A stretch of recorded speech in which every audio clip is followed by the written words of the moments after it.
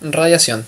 Hasta ahora hemos trabajado considerando solamente la transferencia de calor por convección y conducción, las cuales están relacionadas con la naturaleza de los medios. Ahora pasemos a estudiar el tercer mecanismo de la transferencia de calor, conocido como radiación, cuya principal característica es que no requiere la presencia de un medio material para que ésta ocurra.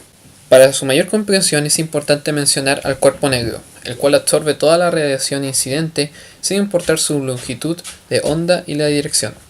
Para poder entender la energía de radiación o poder de emisión de un cuerpo negro, trabajaremos con la constante de Boltzmann, que corresponde al siguiente valor. A su vez, esta constante la introducimos en la siguiente fórmula, la cual define la emisión del cuerpo negro, donde a su vez podemos expresar el flujo de radiación de un cuerpo de la siguiente manera.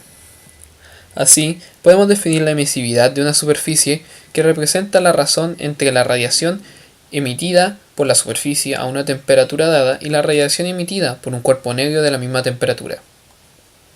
La transferencia de calor por radiación entre las superficies depende de la orientación de estas. En el análisis de la radiación, este efecto se toma en cuenta por medio del parámetro geométrico conocido como factor de forma o de visión, y se define como la fracción de radiación que saliendo de la superficie I choca contra la superficie J en forma directa y se expresa como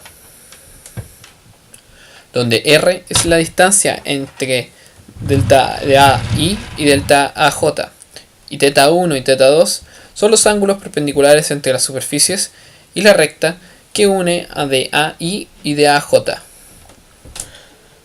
Para los factores de conversión existe una regla conocida como regla de la reciprocidad. A su vez, la suma de los factores de visión o factor de forma de la superficie I en un recinto cerrado hacia todas las superficies de este último, incluyendo ella misma, debe ser igual a 1. Esta se conoce como la regla de la suma para un recinto cerrado. La regla de superposición se expresa diciendo que el factor de forma de visión desde una superficie I hacia una superficie J es igual a la suma de los factores de forma de visión de la superficie I hacia las partes de la de J. Por último, la regla de simetría se expresa diciendo que si las superficies J y I son simétricas respecto a una con la superficie, entonces sus factores de forma serán iguales. A continuación veremos un ejercicio para poder comprender de mejor manera lo mostrado anteriormente. Una persona se siente cómoda en su casa con ropa ligera cuando el termostato se encuentra ajustado a 22 grados Celsius y la temperatura medida de radiación, la temperatura promedio de las superficies circulantes, también es de 22 grados Celsius. Durante un día frío la temperatura media promedio de radiación cae hasta 18 grados Celsius. ¿Hasta qué nivel debe elevarse la temperatura del aire del interior para mantener el mismo nivel de comodidad con la misma ropa? Para poder desarrollar el ejercicio, primero que todo necesitamos hacer algunas suposiciones. La primera de estas es decir que la temperatura promedio, tanto de la piel como la de la ropa, van a ser las mismas. A su vez, también se asume que el calor perdido por el cuerpo permanece constante y no varía al cambiar la temperatura como se da en el enunciado. Una vez dicho esto, es importante destacar que el calor perdido por el cuerpo corresponde a la suma de los calores por convección y por radiación. Como se asumió que los calores anteriores, como anteriormente se asumió que el calor perdido era constante, la suma del calor por convección y por radiación de la persona hacia el ambiente deben permanecer constantes.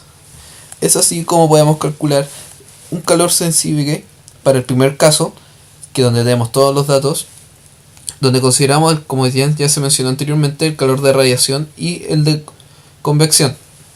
Posterior a esto calculamos el nuevo calor con una temperatura de 18 grados Celsius, donde tendremos incógnita el dato que nos piden. Así, solamente tendremos después que igualar estas dos ecuaciones y despejar para encontrar el resultado. Finalmente, el resultado que corresponde a 29 grados Celsius.